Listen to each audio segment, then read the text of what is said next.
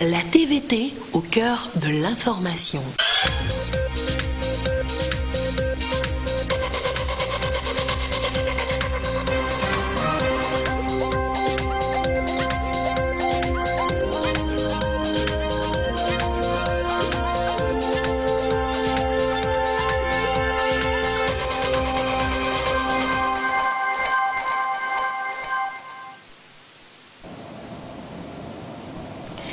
Il est l'heure du journal sur la télévision togolaise. Madame, Monsieur, bonsoir. Voici les titres de cette édition. Le Togo et l'Allemagne ont de nouveaux ambassadeurs au Togo. Le Ghana et l'Allemagne ont de nouveaux ambassadeurs au Togo. Des diplomates qui vont œuvrer pour le renforcement de la coopération entre leurs différents pays et le nôtre. Ils ont remis leur lettre de créance au chef de l'État ce jour. Vous les découvrirez dans cette édition. Et puis le Togo vient de signer un nouvel accord avec le Bureau international du travail. Un accord qui va de 2019 à 2022 et va permettre un travail décent aux travailleurs togolais. Les détails de cet accord dans ce journal également. Voilà donc pour les titres. D'abord, sachez que le Conseil des ministres est réuni ce mercredi au Palais de la Présidence de la République sous la conduite du chef de l'État Faure Essozimna Nyazingbe. Nous vous proposerons tout à l'heure l'essentiel de ce Conseil des ministres. Cérémonie de présentation de l'aide de créance ce matin au Palais de la Présidence de la République. Le chef de l'État Faure Essozimna Nyazingbe a reçu les accréditations de deux ambassadeurs, le voisin de l'Ouest, le Ghanéen Kofi Messan Demita et l'Allemand Matthias Feltin. Les deux diplomates comptent œuvrer dans le sens du raffermissement de la coopération entre le Togo et leurs pays respectifs. Le compte rendu avec Gérard Lagoudou.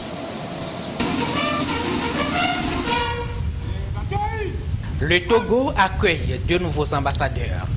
Au palais de la présidence de la République, les diplomates allemands Matthias Feltin puis ghanéen Kofi Messan Demita. Les deux personnalités ont eu droit aux honneurs militaires.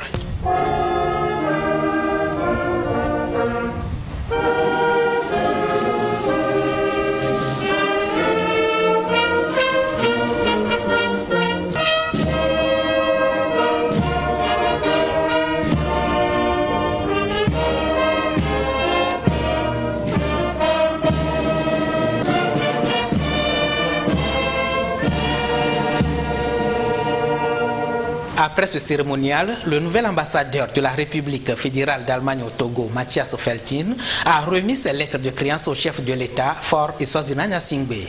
Le diplomate allemand entend œuvrer pour le raffermissement de la coopération entre Lomé et Berlin. Il y a bien sûr des éléments qui sont des éléments clés et je voudrais bien sûr à ce moment mentionner par exemple notre coopération pour le renforcement du processus de la décentralisation. Pour renforcer les communes de votre pays. On a bien sûr aussi parlé de la situation de la sécurité et on a parlé de la nécessité de développer aussi des relations économiques avec les investissements, etc. Et cette approche spécifique de l'Allemagne où le Togo participe, Compact with Africa, une initiative pour renforcer les investissements dans ce continent. Matthias Feltin a fait son parcours en philosophie et une formation supérieure dans le domaine diplomatique. Après Moscou en Russie entre 1990 et 1993, il a occupé le poste de chef de mission adjoint à Lomé pour 3 ans. Avant d'être rappelé pour le Togo, le diplomate allemand était en Guinée-Conakry au titre d'ambassadeur depuis 2013. Né le 1er mars 1961 à Tübingen en Allemagne, Matthias Feltin est marié et père de 2 enfants. Le Ghanéen Kofi Messan Demita a également remis ses lettres de créance au chef de l'État. Il compte intensifier les relations de coopération entre le Togo et le Ghana. Ghana and Togo are brothers and sisters. So it's like one brother has come home. Le Togo et le Ghana sont des pays frères et c'est comme un frère de retour à la maison pour travailler et le chef de l'État togolais en est très fier. Et je compte œuvrer avec le gouvernement et tout le peuple togolais pour le renforcement des relations entre les deux pays sur tous les plans. Nous vivons dans la paix et nous allons coopérer pour le développement de nos pays. We live in peace and then we develop our countries together. Diplômé de la licence et de la maîtrise en administration des affaires, Kofi Mensah Demita a un riche parcours professionnel dans le secteur de l'éducation et une carrière politique variée.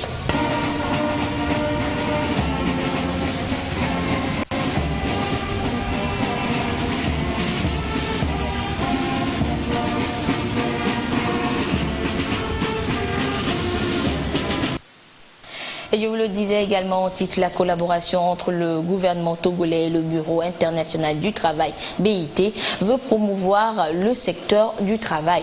C'est dans cette optique qu'a été signé hier à Lomé un protocole d'accord mettant en place le programme de promotion du travail décent allant de 2019 à 2020. Les clauses de cet accord dans ce reportage signé Amira Biao et Carmen Madji Akapo. Le Togo et le Bureau international du travail s'engagent à promouvoir le travail décent. Le document ici paraphé aussi bien par le gouvernement, le BIT, que par les partenaires sociaux marque un tournant décisif pour le secteur de l'emploi. Le PPTD, Programme Pays de promotion du travail décent, sera mis en œuvre sur une période de 4 ans, 2019 à 2022. Il va contribuer à renforcer la protection sociale des travailleurs et assurer un travail de qualité aux femmes, aux jeunes et aux personnes en situation de handicap. Cette importante déclaration qui réaffirme le mandat du BIT pour le nouveau siècle de son existence appelle les États à prendre avantage des transformations profondes dans le monde du travail sous l'effet de l'innovation technologique, de l'innovation démographique, des changements environnementaux et climatiques, de la mondialisation et des inégalités persistantes qui ont de profondes répercussions sur la nature du travail et son avenir, de même que sur la place et la dignité de l'être humain dans ce nouveau contexte. À travers le programme Pays de promotion du travail décent, le Togo dispose d'un cadre pour procéder à sa propre analyse des défis de l'avenir du travail et des opportunités qui s'offrent par exemple dans le cadre de la digitalisation de l'économie. C'est depuis 2010 que le Bureau international du travail accompagne le Togo pour assurer aux populations de meilleures conditions de travail. Les résultats sont aujourd'hui palpables. Le taux de chômage a chuté de 6,5% en 2011 à 3,4% en 2015. Avec ce nouveau programme, le gouvernement veut augmenter les chances des hommes et des femmes à trouver un travail décent et productif. Le plan national de développement, qui n'est pas un document ou un projet ou une ambition du chef de l'État ou du gouvernement, mais notre ambition commune, notre projet commun, le cadre fédérateur de toutes les actions que toutes les Togolaises et tous les Togolais doivent mener à l'avenir. Ce plan national de développement, sa ligne de conduite, sa finalité, c'est deux éléments essentiels. C'est l'amélioration significative de l'accès des populations togolaises aux services de base. C'est ça qui démontrera que nous avons agi solidairement et collectivement en tant que nation et que nous avons atteint des résultats satisfaisants. C'est le premier élément. Le deuxième élément, c'est l'amélioration des revenus, salariaux et non salariaux. Nous veillerons à ce que cet équilibre soit garanti dans la réforme du Code du travail. Souplesse pour créer davantage d'emplois, pour assurer une meilleure attractivité de notre économie, mais garantie absolue de la protection et de la sécurité des travailleurs. Le programme Pays 2019-2022 s'inspire de la déclaration de l'Organisation internationale du travail, OIT, sur la justice sociale pour une mondialisation équitable et tire ses orientations du Plan national de développement, PND. Lancé en 2018, parlant de l'emploi décent justement, le projet d'opportunité d'emploi pour les jeunes vulnérables, EJV a permis d'offrir des emplois temporaires à des jeunes vulnérables, surtout des zones rurales. Prévu pour 3 ans, ce projet a déjà absorbé plus de 5000 jeunes, une activité qui leur a permis de se lancer dans leurs différents secteurs. Lucas Assi nous fait ce soir le bilan à mi-parcours de la mise en œuvre de ce projet. Il emploie déjà plus de 5000 jeunes dans 73 villages. Le projet EJV, Opportunité d'emploi pour les jeunes vulnérables, est porté par le gouvernement togolais. L'idée est d'offrir des aubaines de revenus à 14 000 jeunes de milieux ruraux. Ce, à travers un parcours incluant le volontariat communautaire, des formations entre autres. Les bénéficiaires de cette initiative ont l'occasion de développer des saines habitudes de travail et d'acquérir des valeurs civiques tout en participant à une activité valorisée par la communauté. Ils sont aussi soutenus et accompagnés une fois leurs tâches accomplies avec succès.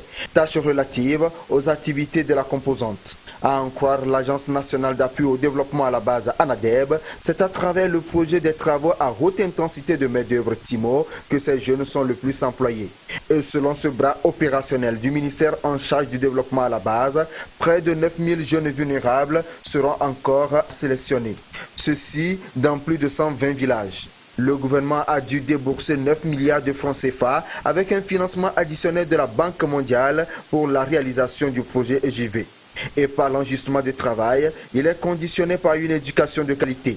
L'apprentissage en milieu scolaire sera bientôt facilité grâce aux technologies numériques. Ce, par l'entremise du projet Environnement numérique du travail ENT qui sera déployé dans quelques semaines à Dapan.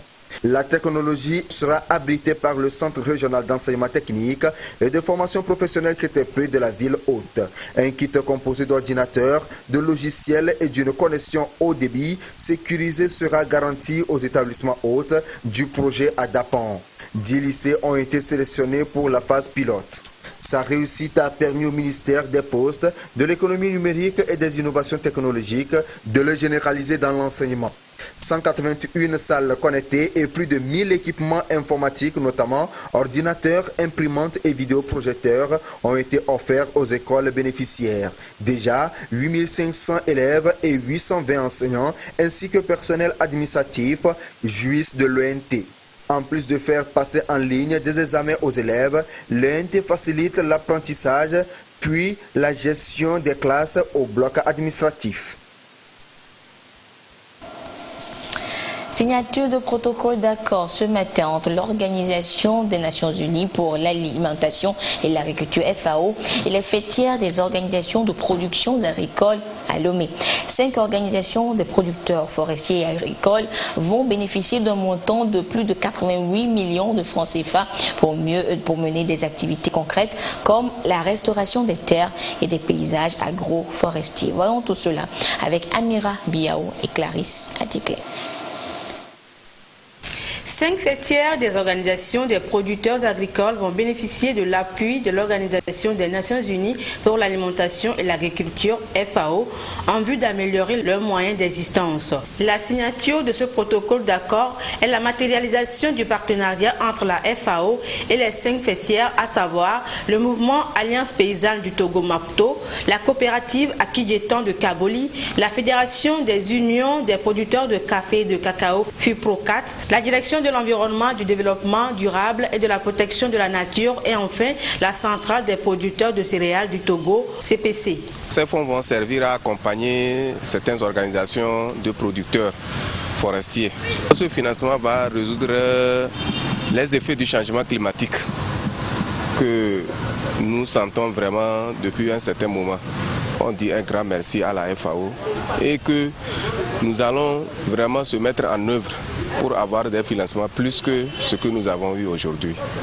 Le montant total qui est alloué s'élève à 88 355 500 francs CFA. C'est la phase opérationnelle de l'initiative Mécanisme Forêt Paysan de la FAO lancée il y a quelques mois. Les présentes conventions qui sont signées entre la FAO et ces différentes organisations permettront de renforcer les capacités des producteurs à la base pour leur préparer à contribuer à la restauration des paysages et des terres dans le cadre de la mise en œuvre de l'initiative Affaires 100, et pour lequel le Togo s'est engagé d'ici 2030 à restaurer les paysages forestiers sur 1 400 000 hectares. Les 88 355 500 francs CFA seront donc répartis entre ces 5 fêtières qui, à leur tour, vont appuyer 12 organisations de producteurs forestiers et agricoles dans les 5 régions du pays. Signature d'accord de financement cet après-midi entre le gouvernement togolais et celui d'Allemagne. Ce financement est à hauteur de 8 millions d'euros, soit 5 milliards de francs CFA, et rentre dans le cadre de la 3e phase du projet d'appui à la décentralisation. De quoi s'agit-il concrètement? Le compte rendu avec Carmen Madjé à Capo. L'Allemagne, à travers le KfW, s'engage une fois encore à accompagner le Togo dans son processus de décentralisation. Elle vient de mettre à la disposition du gouvernement un montant de 8 millions d'euros, soit environ 5 milliards de francs CFA. C'est un don qui marque le début de la 3e phase du programme d'appui à la décentralisation PAD 3. Il va permettre aux nouvelles communes de disposer de cadres adéquats pour améliorer leurs prestations de services aux citoyens. C'est un principe pour garantir une infrastructure pour les nouvelles structures des communes qui sont établies ici. Après les élections, en principe, on pourrait parler de la construction et équipement des mairies, nouvelles mairies pour ce pays. On a aussi d'autres éléments pour des structures communales comme la construction de marchés et des structures de transport. Ça c'est lié bien sûr toujours avec aussi l'action conjointe entre notre contribution et les activités de l'État de Togo. Le projet d'appui à la décentralisation PAD cadre parfaitement avec la vision du gouvernement dont l'action porte notamment sur l'enracinement de la démocratie à la base, selon le ministre de l'économie et des finances. Je voudrais rappeler que l'objectif du gouvernement est de permettre aux collectivités locales de jouer pleinement leur rôle dans le développement économique et social de notre pays. Et le principal défi à relever restait la concrétisation de la décentralisation, c'est-à-dire la mise en place des conditions institutionnelles et organisationnelles qui permettent aux collectivités territoriales de poursuivre leur avancée vers un développement local durable et inclusif. C'est aujourd'hui chose faite avec l'élection communale qui s'est déroulée très récemment. Le gouvernement, fidèle à son engagement, vient d'organiser donc les premières élections locales au Togo. Ces élections sont historiques. C'est ici le lieu de rendre un hommage mérité au chef de l'État, son Excellence M. Faure Essouzina Gnassingbé, pour son souci permanent de promouvoir le développement économique du Togo et en particulier le développement à la base qui se veut inclusif. Depuis la reprise de la coopération germano-togolaise en 2012, l'Allemagne a déjà consacré 47 millions d'euros, soit environ 30,8 milliards de francs CFA au processus de décentralisation au Togo. Pour cette 3e phase, elle prévoit une augmentation de 5 millions d'euros. Les documents administratifs concernant l'accord de cette augmentation seront finalisés dans les jours à venir avec les autorités togolaises. Et l'on évoque maintenant la coopération entre le Togo et le Japon avec les retombées de la conférence internationale sur le développement de l'Afrique tenue à Yokohama au Japon le mois dernier, des retombées qui se font déjà sentir. Le port autonome de Lomé est en passe d'obtenir un important financement de ce pays. Et c'est une promesse qui fait suite à l'entretien qu'a eu le président de la République avec les autorités japonaises durant ce sommet. Les précisions avec Lucky Assis. Le port autonome de Lomé vers un nouveau défi. Le meilleur hub de transbordement de l'Afrique de l'Ouest et du Centre pourrait bientôt avoir un appui de taille.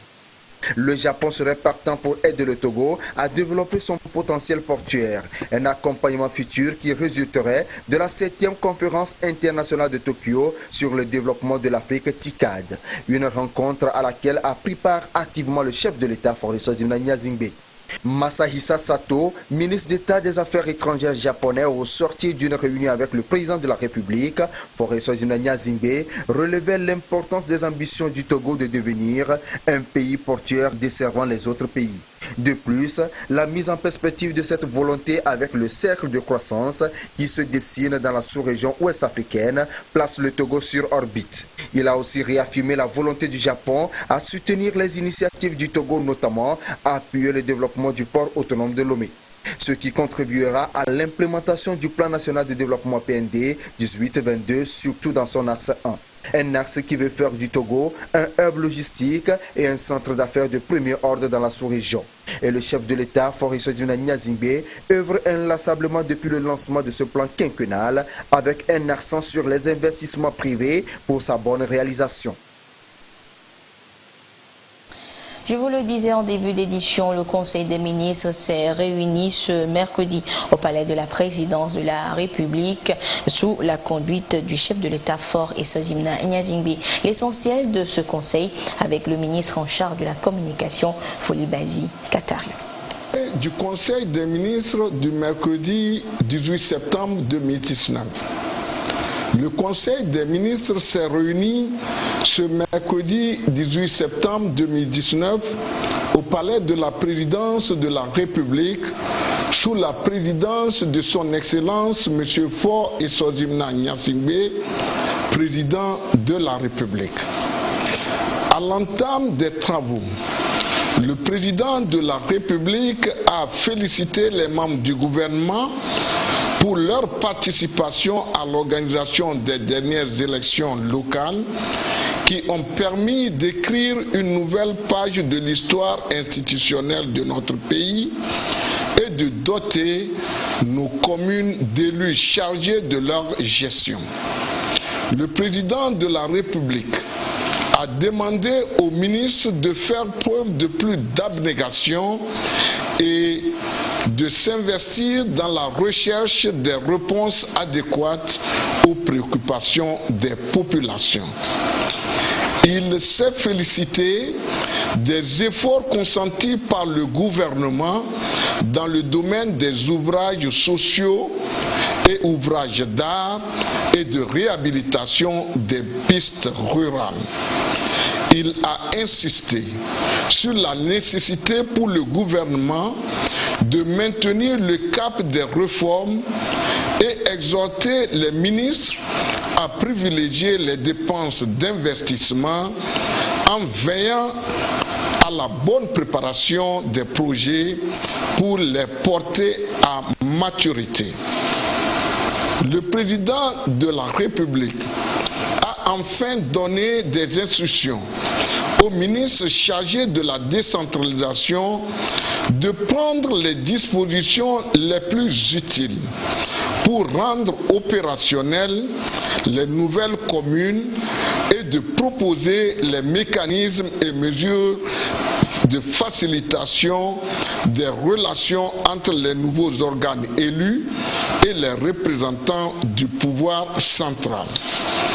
Le Premier ministre a pour sa part tenu à rendre un vibrant hommage au chef de l'État et lui a exprimé les admirations du gouvernement pour les efforts inlassables poursuivis dans la recherche des investissements pour l'exécution du plan national de développement ainsi que pour son leadership qui permet à notre pays d'obtenir des résultats probants sur tous les plans et surtout en matière de gestion des finances publiques, suscitant ainsi les appréciations du Fonds monétaire international pour la performance d'une croissance de 5,3% qui pourrait atteindre 5,5% en 2020 si les efforts étaient maintenus. Au cours des travaux, le Conseil a adopté un projet de loi adopté 3 décrets et abordé des divers. Au titre des projets de loi, le projet de loi adopté par le Conseil modifie les dispositions de la loi de finances de l'année. Dans le cadre de l'exécution de la loi de finances gestion 2019, le gouvernement a poursuivi la mise en œuvre des réformes structurelles en vue d'une grande efficience dans la gestion des dépenses publiques. De plus, la mise en œuvre du PND a nécessité des modifications de certaines dispositions du Code général des impôts. Le présent projet de loi de finances rectificative gestion 2019 permet au gouvernement de réajuster les prévisions de dépenses en fonction des recettes initialement attendues. Le projet de loi de finances rectificative est projeté à 1501,9 milliards de francs CFA contre 1461 milliards de francs CFA dans la loi de finances initiale, soit une hausse de 2,8%. Au titre des décrets, le premier décret adopté par le Conseil porte attribution, organisation et fonctionnement de l'inspection générale d'État. L'inspection générale d'État, instituée par le décret numéro 72-192 du 15 septembre 1972, est un organe de contrôle administratif des finances publiques. Placée sous l'autorité du président de la République, elle est investie d'une mission générale et permanente de contrôle, d'audit, d'enquête, d'évaluation, de promotion de la bonne gouvernance.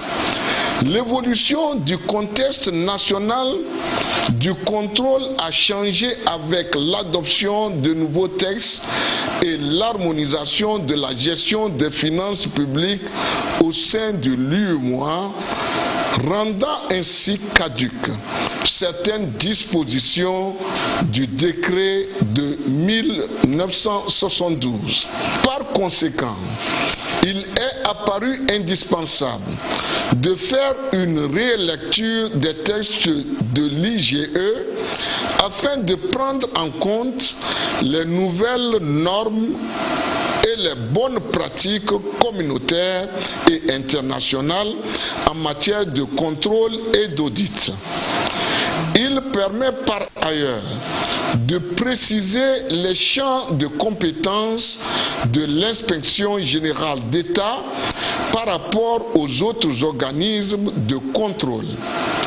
Le deuxième décret, adopté par le Conseil, modifie le décret numéro 2009-277/PR du 11 novembre 2009 portant code des marchés publics et délégation de services publics. La loi numéro 2009-013 du 30 juin 2009 relative aux marchés publics et délégation de services publics, en son article 3 relatif au champ d'application, désigne en qualité d'autorité contractante un certain nombre de personnes morales de droit public, notamment les sociétés nationales ou les sociétés à capitaux publics dont le capital est majoritairement détenu par l'État ou une autre personne morale de droit public. La loi de 2009 exclut de son champ d'application les personnes morales de droit privé dans lesquels la participation de l'État est minoritaire, sauf pour la conclusion de certains marchés, lorsque pour ces marchés, elles agissent pour le compte de l'État ou d'une personne morale de droit public, ou lorsqu'elles bénéficient du concours financier ou de la garantie de l'État ou d'une personne morale de droit public. Or, le décret numéro 2009-277/PR du 11 novembre 2009, pris en application de la loi numéro 2009-13 du 30 juin 2009, érige ces personnes morales de droit privé en autorité contractante par principe, sans faire référence aux conditions limitatives énumérées par la loi du 30 juin 2009. Le présent décret vise donc à corriger cette lacune et assurer une cohérence entre les textes traitant de la même matière et permet de renforcer la sécurité juridique et de réduire le contentieux.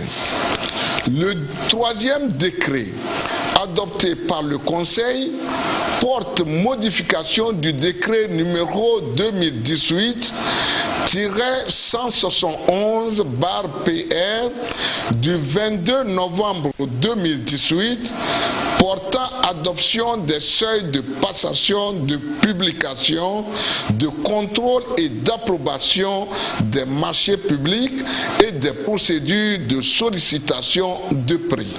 Le décret numéro 2018-171/PR du 22 novembre 2018 qui prend en compte l'ensemble des autorités contractantes énumérées dans la loi numéro 2009-013 du 30 juin 2009, y compris les personnes morales de droit privé, ne précise pas les conditions limitatives imposées par la loi.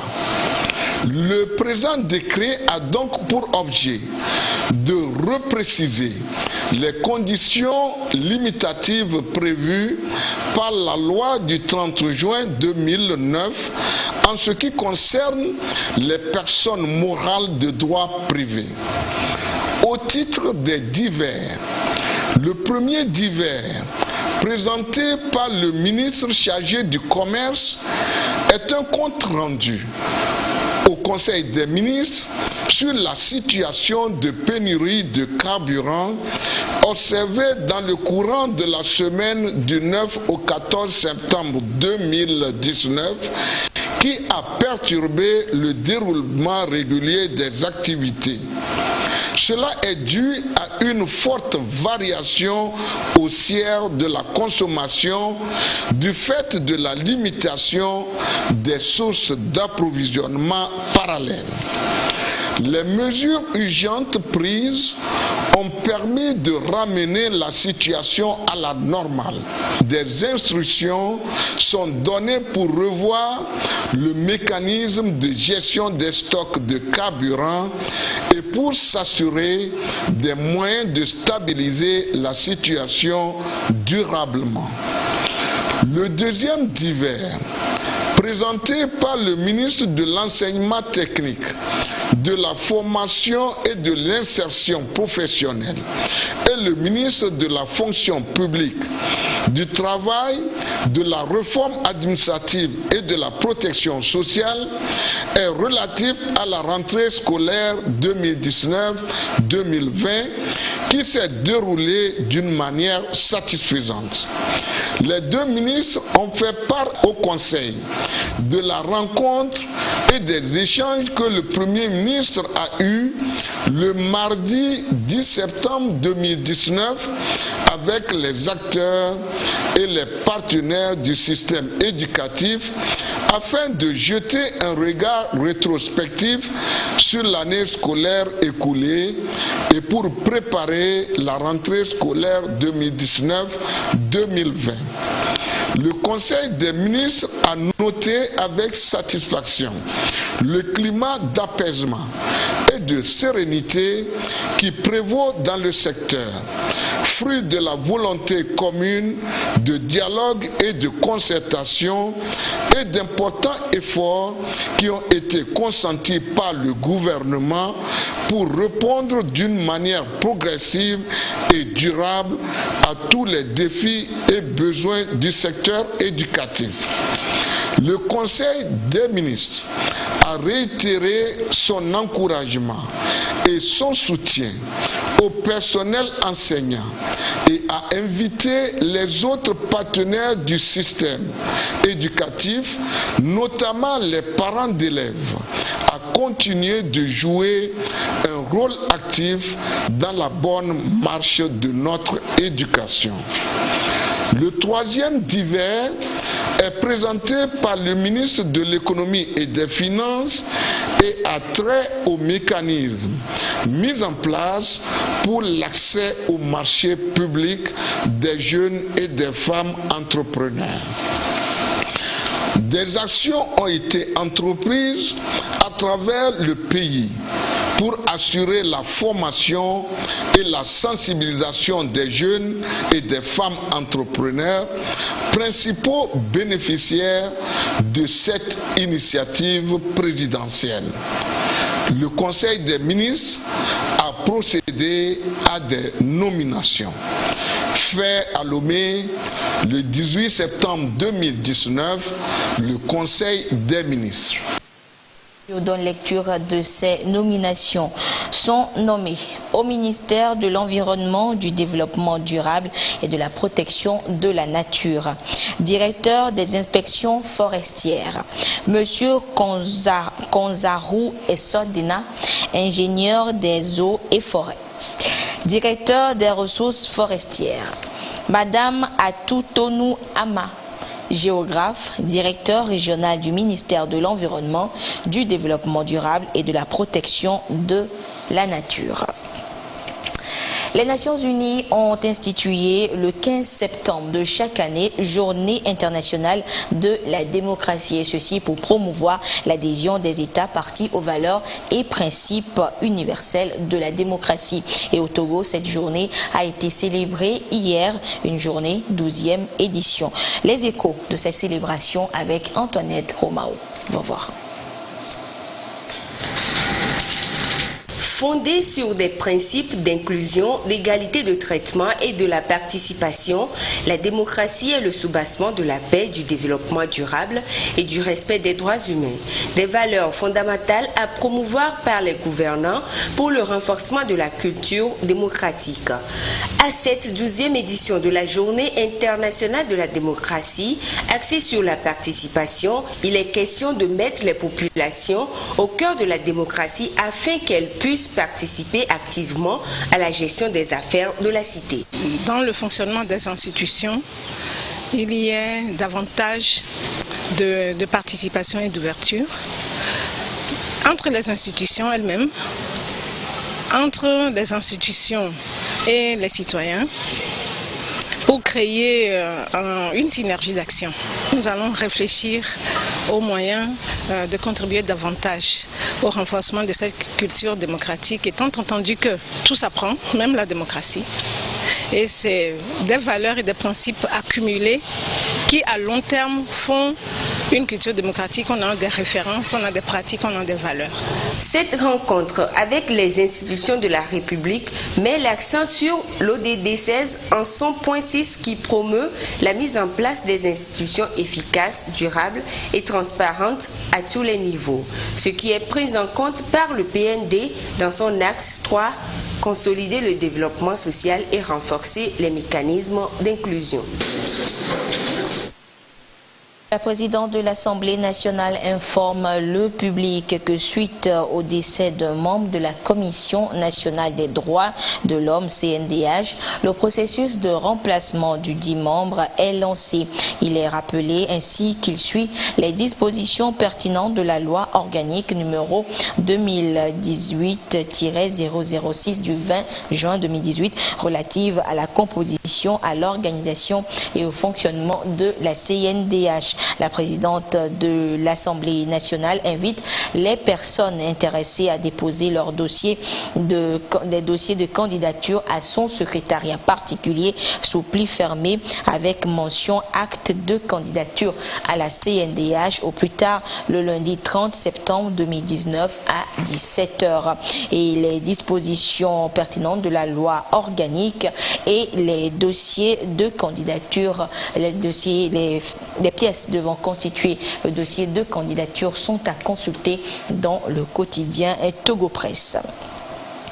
L'art culinaire, cinématographique et de la sculpture était à l'honneur au Clap Ivoire et 6 Togolais y ont participé et ont remporté des prix, des trophées qui ont été présentés donc hier au public togolais et au ministre en charge de la culture. Voyons cela avec Jigbodi, Dobé Avou et Yasmine Kodia. Ils sont 6 lauréats à avoir porté haut les couleurs nationales togolaises à l'international. Ces ambassadeurs, à travers leur talent en art culinaire, en sculpture, art plastique et la cinématographie, se sont fait démarquer des jeunes d'autres pays africains. En cinématographie, 2 jeunes Togolais se sont imposés au concours Clap Ivoire et ont remporté dans les catégories du meilleur film fiction et meilleur documentaire le premier et le deuxième prix. Il s'agit de Roger Egbekou et Wilson Maonigan qui a occupé la première place. Je suis très honoré de rapporter ce prix pour le Togo. Nous avons compétit avec 8 pays de l'UEMOA dans la catégorie documentaire. J'ai rapporté le premier prix documentaire de l'UEMOA. Le film qui a représenté le Togo à ce festival s'appelle L'or rouge de Nouépé. 4 lauréats ont fait des merveilles en Afrique du Sud et en Égypte. Awessor, acteur de la gastronomie togolaise avec son groupe, ont reçu le 2e prix Star Chef Cuisine Verte. Goha Atisso a occupé la 2e place dans la catégorie des sculpteurs avec son génie créateur. Nelly Bodobossou, avec son tableau fait à partir des objets recyclés, a valorisé la femme togolaise et africaine. Elle a remporté le 3e prix des Oscars Artwork en Égypte. C'est avec immense plaisir que j'ai reçu ce prix et je compte ne pas m'arrêter là. Et tout ce que j'aimerais solliciter auprès de l'État togolais, c'est de nous appuyer pour que nous puissions mieux valoriser la culture à l'international. Ces concours qui se sont déroulés dans 3 différents pays ont fait la fierté des Togolais. Les acteurs de la culture sont satisfaits des efforts accomplis de ces jeunes talents. Nous sommes aujourd'hui bien vus dans les courts-métrages, mais il nous reste à aller vers les longs-métrages. C'est vrai que c'est difficile, il faut avoir de grands moyens pour faire les longs-métrages. Donc je les encourage une fois encore à continuer à faire le mieux. Le ministre en charge de la culture a félicité les différents lauréats qui ont su valoriser la richesse de la culture togolaise dans toute sa diversité. Le monde du cinéma et celui de la sculpture sont des mondes ou des sous-secteurs de la culture assez organisés. Je suis particulièrement heureux de constater que toute la culture togolaise est symbolisée par ce que nous vivons aujourd'hui. Le groupe des lauréats est hétérogène. Nous avons des hommes, nous avons aussi une femme. Il n'y a pas plus parlant symbole de la communauté que ceci. Donc je voudrais dire à nos lauréats que la nation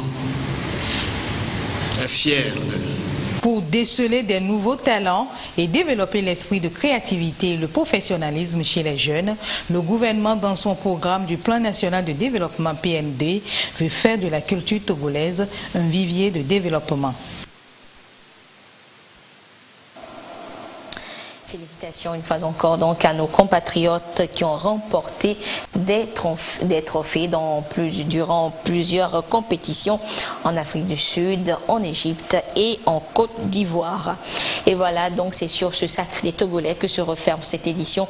Merci de votre fidélité à la télévision togolaise. Excellente suite de nos programmes. Au revoir.